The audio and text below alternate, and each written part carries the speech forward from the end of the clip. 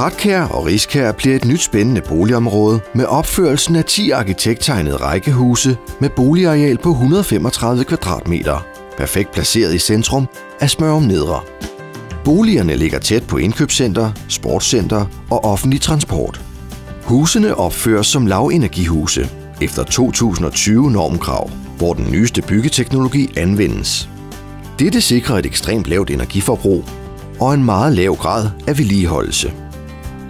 Kvaliteten er i top, hvilket blandt andet afspejles i materialevalget og byggeteknologien. Alle husene udstyres med hvidlakerede køkkener fra Svanekøkken.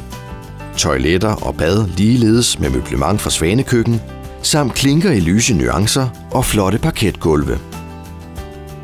Gulvvarme i hele huset, fyldspartlede vægge påsat glasvæv og lofter med filt, samt integreret hård hvidvare i køkken og vaskesøjle i badeværelset.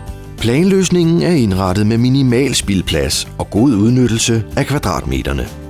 Husene indeholder entré med adgang til stort åbent kombineret køkken-alrum og stuemiljø samt brusebadeværelse. Og en trappe fører op til første sal, som er indrettet med brusebadeværelse og 4 soveværelser, hvoraf 2 af dem har udgang til balkon. Herudover opføres udhus i haven, og terrasse anlægges med stenbelægning.